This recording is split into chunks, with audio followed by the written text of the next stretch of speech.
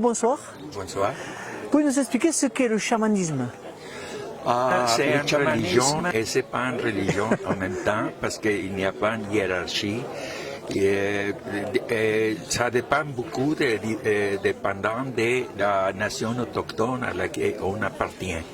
Donc il y a beaucoup de types de chamanisme, mais grosso modo, disons, c'est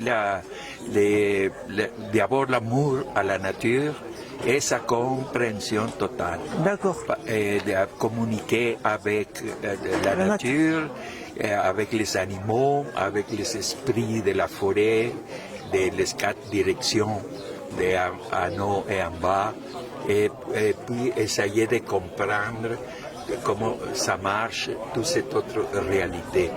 De ce point de vue, la majorité des chamans sont capables de faire des guérisons, soit directement, soit pour beaucoup des autres nations comme la mienne, avec les peyotes ou des plantes hallucinogènes. D'accord. Des autres par la jaune, l'autre par la musique, les tambours, les chants.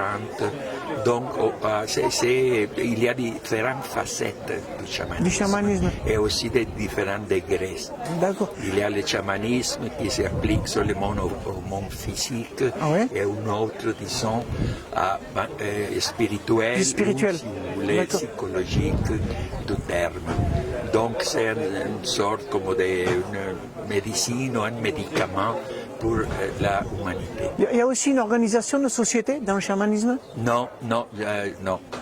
C'est une culture personnelle? Non. C'est une démarche personnelle? Il y a beaucoup de nations autochtones que les individus décident eux-mêmes quand on devient chaman. D'accord. Et donc, c'est à ce moment, comme c'est choisir artiste dans la vie, ou ingénieur, ou je ne sais pas quoi, c'est cette vocation qui les fait réfléchir, avoir l'expérience directe de la nature et après passer cette connaissance ou pour aider à l'humanité. Quelle application dans notre société moderne ici du chamanisme? Est-ce qu'on peut exploiter tous les jours ici, par exemple? C'est plutôt que le chamanisme, c'est plutôt rural, régional. C'est pas d'une société, d'une ville, non. C'est totalement autre chose. Et c'est très, très indépendant, disons, de tout ce qui se fait. Mais comment on l'apprend? Par transmission? Et il y a certaines nations que oui, c'est par tradition. Si on voit un enfant ou une fille ou un garçon qui a les aptitudes, on essaie les aînés de les entraîner, les aider un petit plus dans le chemin. Il y a des formations en France pour devenir chaman? Il y a des formations, mais je ne crois pas en ça.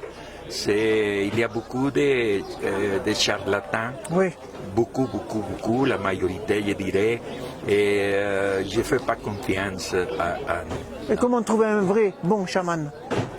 Ça c'est très difficile. C'est très difficile. Il faut chercher. Et puis en cherchant, on se trouve à nous-mêmes. On rencontre. Quelles sont les qualités qu'il faut pour faire un bon chaman? L'humilité, d'abord, la générosité, l'amour. C'est les bases principales. C'est un peu comme certains prêtres ou autres, comme un peu un religieux.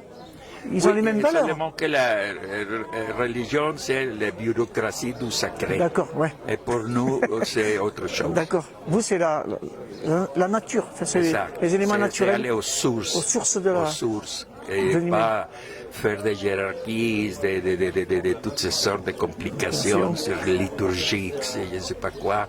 Non, c'est autre chose totalement. Bon, merci. À bientôt, Domingo. Merci.